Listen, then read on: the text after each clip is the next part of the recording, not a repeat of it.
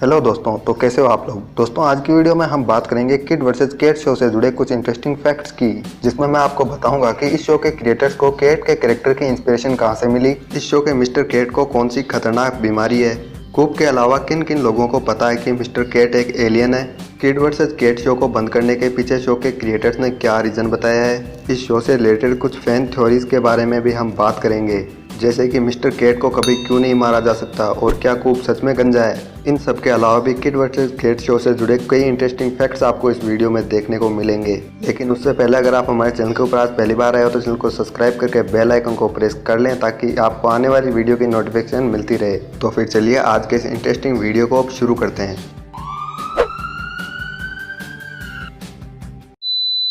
तो सबसे पहले हम बात कर लेते हैं इस शो की बेसिक इन्फॉर्मेशन की।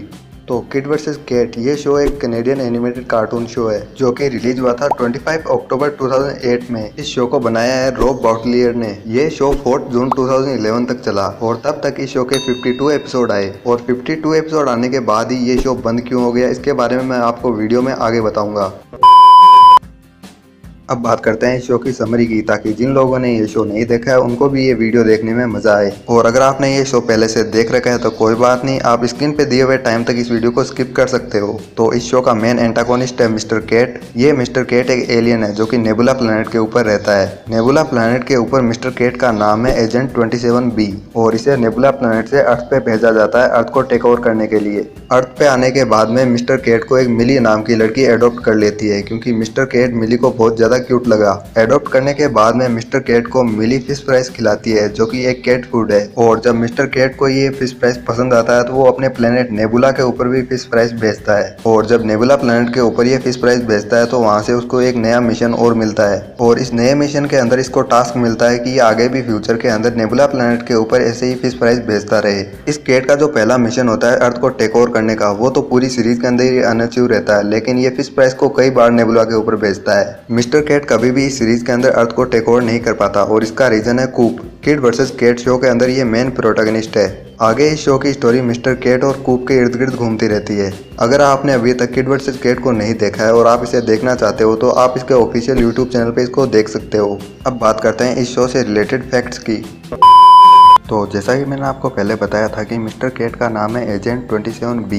इसका नाम इतना अजीब एजेंट 27B होने के पीछे भी मैंने एक थ्योरी सोची है, और वो थ्योरी कुछ इस तरह है कि ये अपने प्लेनेट के ऊपर एक एजेंट है, इसके लिए इसके नाम के आगे एजेंट लगा हुआ है, और जो ये इसके नाम में 27 है वो शायद इसकी रैंकिंग है, जिसमें कैट 27 नंबर का एजेंट है, और इसके नाम में जो ये B है ये शायद इसके स्क्वाड का नंबर है। उसी तरह का स्क्वाड जैसा कि हमने पावर रेंजर्स SPD में देखा था, और ये अपनी एजेंसी के अंदर B स्क्वाड का 27 नंबर का एजेंट है। और जो मैंने अभी आपको ये बताया है ये कोई फैक्ट नहीं है, मेरे को लगा ऐसा कि ये आपको बताना चाहिए तो मैंने बता दिया। जैसा कि हम सबको पता है कि कैट ह्यूमन लैंग्वेज नहीं बोल सकता, लेकिन क्या आपको पता है कि एक एपिसोड के अंदर ये ह्यूमन लैंग्वेज बोला था।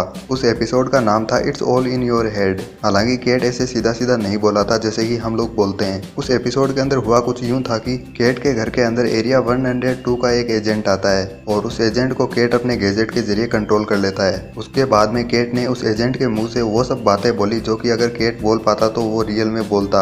अगर आपको वो एपिसोड देखना है तो लिंक मैं डिस्क्रिप्शन में दे दिया हूँ। ये वीडियो देखने के बाद में आप उस एपिसोड को भी देख सकते हो। क्या आपको पता है कि इस सीरीज के अंदर जो हमारा ये कैट है इसकी ओरिजिनल वॉइस डब एक लड़की ने की है, और उनका नाम है कैथलीन बार्ड, जो कि एक कनेडियन वॉइस एक्टर है। कैट बहुत दिनों तक अर्थ के ऊपर रहा, लेकिन वो अपने मुंह से कभी भी ह्यूमन लैंग्वेज नहीं बोल पाया। लेकिन कैट के प्लेनेट नेबुला के ऊपर कई ऐसे कैट्स हैं जो कि ह्यूमन लैंग्वेज बोल सकते हैं, और उनमें शामिल है इसकी खुद की गर्लफ्रेंड। कैट ने अर्थ से कई बार ह्यूमन लैंग्वेज के स्कैन अपने प्लेनेट नेबुला के ऊपर भेजे हैं, ताकि वहाँ के लोग ह्यूमन लैंग्वेज सीख पाएं। इस सीरीज की स्टार्टिंग में कैट के पास में एक कॉलर रहता है जो कि काफी कमाल का होता है। क्या आपको पता है कि इस कॉलर के जरिए कैट एक जगह से दूसरी जगह टेलीपोर्ट हो सकता है। वो चाहे तो अपने आसपास फोर्स फील्ड क्रिएट कर सकता है, किसी भी चीज या फिर लिविंग क्रिएचर को एक जगह से दूसरी जगह ट्रांसफर कर सकता है, और कैट अपने प्लेनेट के लोगों से भी इस कॉलर के जरिए बात कर सकता है। लेकिन कूप ने इस सीरीज के स्टार्टिंग में इस कॉलर को तोड़ दिया था, और टूटने के बाद में कूप के पापा ने इस कॉलर को फेंक दिया।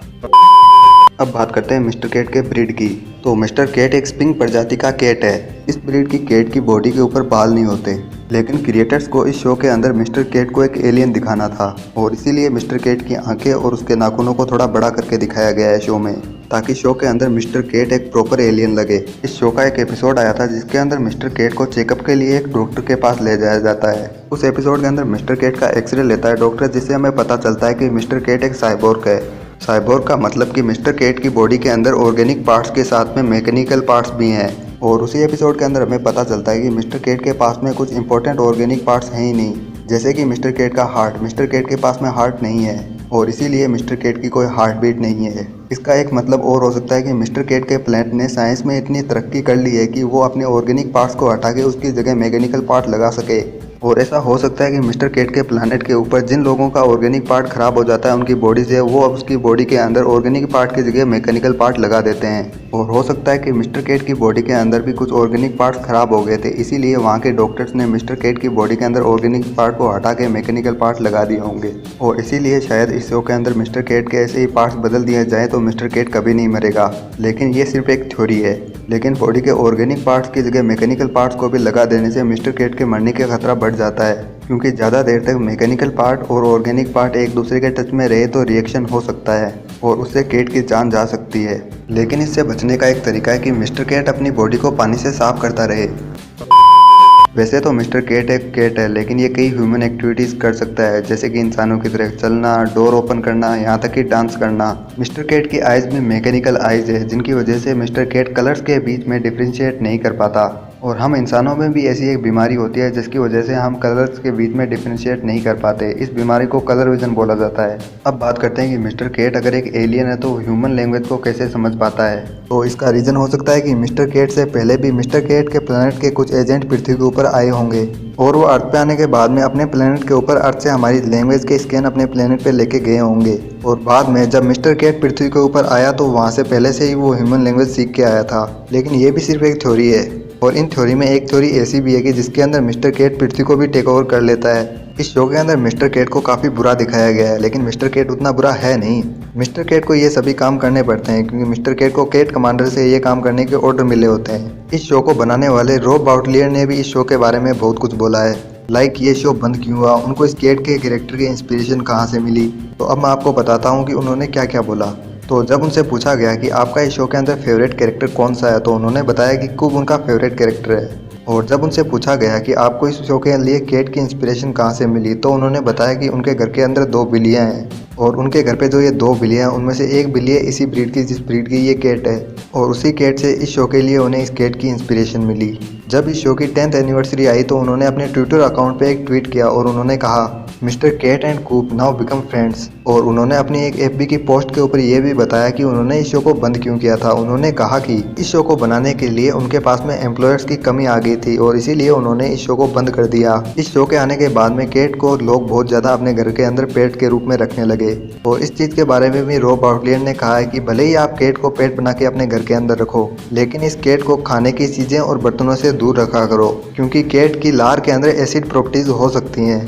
अब बात करते हैं इस शो के मेन प्रोटैगनिस्ट कूप की। तो कूप की एज इस सीरीज के अंदर 10 साल के आसपास हैं। इस शो के अंदर कूप का पूरा नाम है कूप बटनबर्गर। ये इस सीरीज के अंदर वैसे तो एक लड़का है, लेकिन इसकी भी ओरिजिनल वॉइस डबिंग एक लड़की ने की है। कूप की सिटी का नाम है वुड्सविले। वैसे तो इस शो के अंदर मिस्टर केट और कूप की बिल्कुल नहीं बनती, लेकिन आज तक 8 बार इन्होंने साथ में टीम बना के काम किया है और उन 8 बार में से 3 बार कूप ने मिस्टर केट की हेल्प भी की है। इस शो के अंदर डेनिस और कूप 2 ही ऐसे बंदे हैं जिनको पता है कि मिस्टर केट एक एलियन है। लेकिन केट के इस सीक्रेट के बारे में कई और कैरेक्टर्स को भी पता चलता है इस शो के, लेकिन केट उन सब की मेमोरी को डिलीट कर देता है। इस शो के अंदर कूप के कई निकनेम भी है, जैसे कि कैट बॉय, बग बॉय, ऐसे बहुत सारे हैं। कूप के पास में इस शो में काफ़ी अच्छे टैलेंट है, जैसे कि ये बहुत अच्छा मैजिशियन है। ये मिस्टर केट के इन्वेंशन को काफ़ी अच्छे से यूज़ करता है, जैसे डोरेमोन में नोबिता नहीं करता डोरेमोन के गैजेट्स को यूज़, वैसे ही ये अंडर वाटर चल सकता है। लेकिन आप अंडर वाटर चलने की कोशिश मत करना, मारे जाओगे। इस शो का एक एपिसोड ऐसा भी था जिसके अंदर हमें लगा कि कूप गंजा है और वो अपने सर के ऊपर विंग्स पहनता है। उस शो के अंदर मिस्टर केट के इन्वेंशन से बहुत तेज हवा निकलती है और कूप अपने बालों को पकड़ लेता है अपने हाथों से, लेकिन फिर भी उसके बाल निकल के उड़ जाते हैं। लेकिन ये सिर्फ एक थ्योरी है। क्या आपको लगता है कि कूप अपने सर के ऊपर विंग्स पहनता है? ये केट के प्राण के अंदर हमेशा अपनी टांग अड़ाता है और इसीलिए ये केट के प्लेनेट के ऊपर एक वांटेड है। कूप के नाम की इंस्पिरेशन इस शो के क्रिएटर रॉब बाउटलियर को मिली एक हॉलीवुड के सिंगर से, जो कि उनके फेवरेट सिंगर है। उनका नाम है कूपर डेविस। फिर आती है इसकी छोटी बहन मिली। 2015 में एक शो आया था जिसका नाम था लिटिल चार्मर्स। उस शो के अंदर एक कैरेक्टर रहती है जिसका नाम होता है हेजल। वो हेजल का कैरेक्टर इसी शो की इस मिली से इंस्पायर्ड है। ये इस शो की सिंजो है क्योंकि सिंजो की तरह ये भी चिल्ला कर किसी को भी बहरा कर सकती है। इसको भी इस शो के अंदर पता चल जाता है कि मिस्टर केट एक एलियन है, लेकिन मिस्टर केट इसकी भी मेमोरी को मिटा देता है। और इस शो के अंदर जो इसके पापा हैं उनको भी पता रहता है कि मिस्टर केट एक एलियन है, लेकिन मिस्टर केट उनकी भी मेमोरी को उड़ा देता है। तो फिर चलिए दोस्तों, आज के लिए बस इतना ही। होप सो आपको वीडियो पसंद आई होगी। अगर वीडियो आपको पसंद आई है तो इस वीडियो को लाइक करके चैनल को सब्सक्राइब कर देना अगर आपने अभी तक नहीं किया है। तो फिर मिलते हैं अगले वीडियो में, तब तक के लिए जय हिंद जय भारत।